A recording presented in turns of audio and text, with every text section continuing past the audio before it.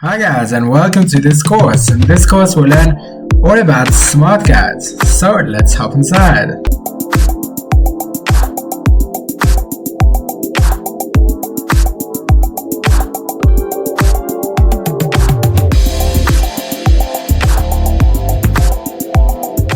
So smart guides are these lines that are there to help you to align objects or any design elements together, whether it's aligning it to the artboard or aligning it to any other thing, and it's just to make life a lot easier. So let's see how it works. So as you can see, I've got my Illustrator open already, and now to enable smart guides, go to View, Smart Guides, just make sure it's on. Otherwise you can always press Control or Command U, and that will enable or disable the smart guides. Now say I draw a square or anything for that matter. I make this shape, let's just give it a color to make things more bright and interesting. And now you can see this thing here is a smart guide, this line. So when I come there, that shows that if I'm going to start my next square, it will be aligned to the first square. Or I can align it to all different things. You can see it aligns, it just automatically helps me to align. You can see this aligns it to the center of this, or it just makes it so much easier. This aligns it to the diagonal line, etc. So I create another square or rectangle, more like it, next to it, and another one there. With my mouse I can move it, and you see those arrows at the bottom, they are showing me that the spacing between those three rectangles are equal. So once I leave go, I know the spacing between them is an equal amount of space. So that's very convenient and helpful. Typically those smart guides will appear in a magenta color, or sometimes the same, like a blue, light blue color. Otherwise it could be any color of your choice. We'll see how to change that now. So for example, if I'm working, let's just give a big rectangle. Then I'm making a rectangle across the whole canvas or artboard, more like it, and giving it a magenta color. Now if I put another square, let's just give this a green or a brown color, and I'm making here another one. You can see there are guides still that appear there, and they help me align them, but I can't really see them because it's the same color as the background. So that's why it will be very helpful if I'd be able to change the color of the guides. Also bear in mind that smart guides help you even without you seeing them. It just helps you to, it acts as a magnet. So you can see this now, it like magnets itself to each other or to the alignment like there. So it's like it acts as a magnet. And I'll just show you the opposite if I do Control U or Command U. So now I just turn them off. Then you can see there's absolutely no magnets. I can go like just beyond the line or just before, you know, and it doesn't magnet at all. So just bear in mind that it acts as two things. I just switch them back on. You can always switch it from View, Smart Guides, enable or disable them there. But firstly, it helps you actually see where to align them, and besides it acts as a magnet to other shapes.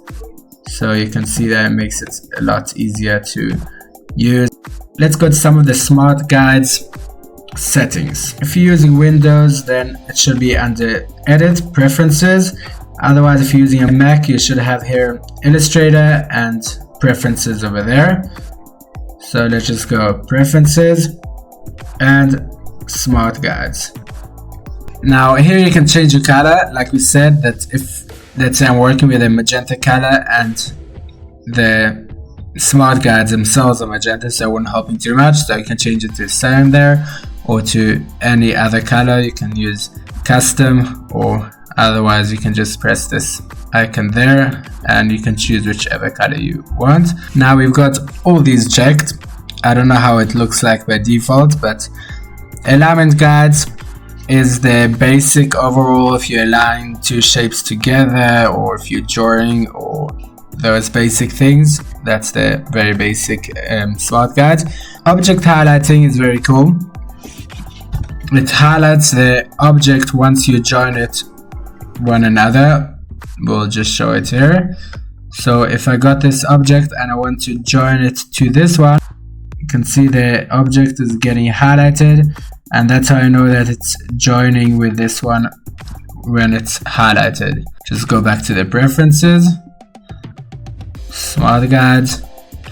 Next we've got transform tools. The transform tool is when I use any of the transform tools to turn the shape or an object around, and also the smart guides will help me to align it according to other objects or according to the 45-degree angles, etc.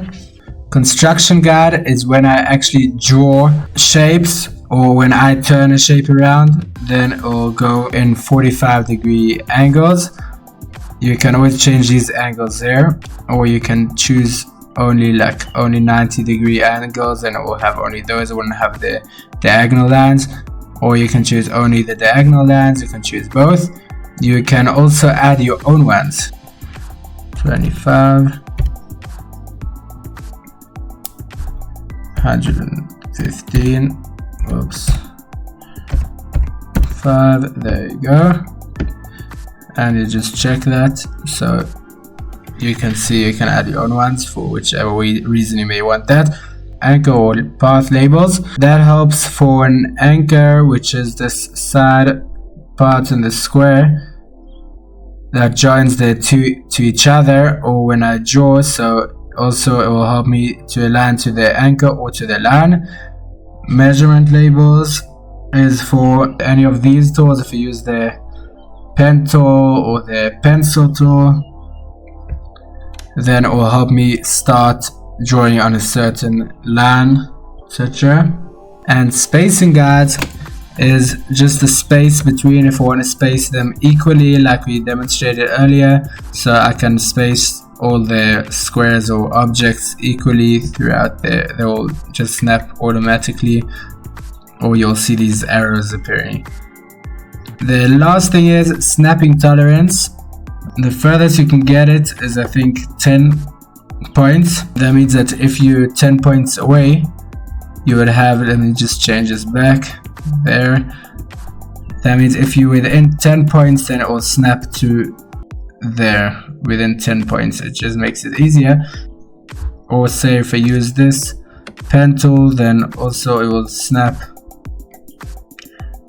closer to, if I'm within 10 points of an anchor or of a line, then it will snap to it automatically. So it does make it easy in a way, but on another hand, if I want to get it, like if I want to start drawing there, then you can see these stuff are starting to get annoying, and I can't start drawing from there because it will snap to that line, and I wouldn't be able to just start a new one. That's why I would turn it off if I want to get close. You can see I can't get it just close, but not close enough. I can't get it to be just off the line. Fine, so that's as far as smart guides goes. Thank you so much for watching. If you gained anything for this video, please give a like and subscribe, and leave your comments below so I'll know what to improve or to change anything. Thank you so much. See you in the next video.